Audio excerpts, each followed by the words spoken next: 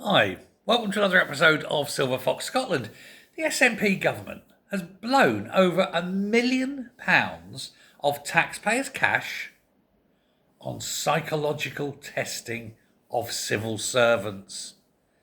Now, at first blush, you're probably thinking, what? Find the mad ones, employ them. It's not a joke, though, is it? It's really not a joke. They're constantly bleating on about they've got no money, and then they blow this £1 million. They're trying to justify cutting public services, and yet, as they increase the numbers of civil servants, presumably because the bigger the state, the more they feel that they can control the state if everyone's job is part of the state, seems to be it.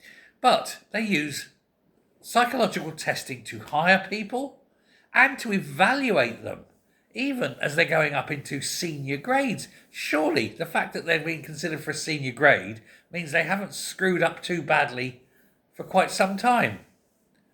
I mean, it's just mad, isn't it? I mean, there's no pun intended, but it is madness.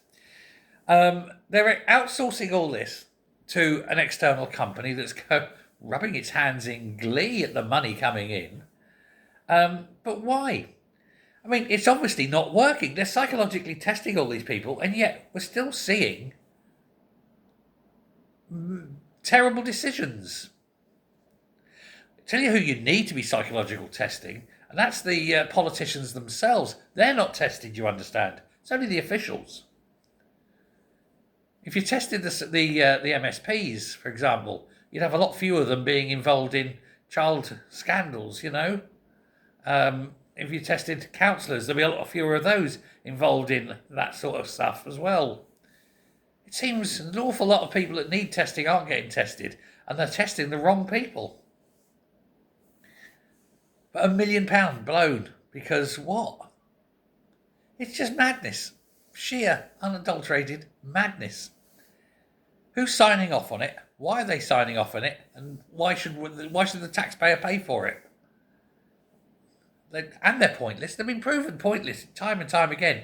I think it was actually the CIA years ago did a research into this, and that used to be a big thing, particularly in the 90s. We do this. Oh, we're going to come in and do this psychological testing, and boom, boom, boom, and you get this graph, right? And they proved that basically it was bollocks. That you could get anything you wanted in there, and what they were using it for actually was a way of, how should we say, rejecting people. Oh, you failed on the psychological test. Oh, really? What were the metrics? Oh, we don't tell you what the metrics are. Basically, it was a way of rejecting people because we didn't like the cut of your jib. Without saying, we didn't like the cut of your jib. You failed the psychological testing. And in fact, in a lot of places now, it's banned because it's pointless. I'll tell you who else used to do that as well. And if I was back home, you'd see his book on me thing, L. Ron Hubbard. Scientologists. They used to have this thing, Dynanetics, they called it. And I remember down on, and I'm gonna say Tottenham Court Road, was it? I think it was Tottenham Court Road, near Gooch Street tube station. There used to be a Dynanetics place. And it'd be, come here and get a free psychological testing. Boom, boom, boom. Oh, and it didn't matter what you were. You were a perfect fit for joining this cult. And you have to hand over all your money. Yeah, right, okay. Fuck off.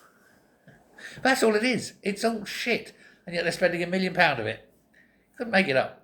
Well, they do. Thanks a lot. Bye.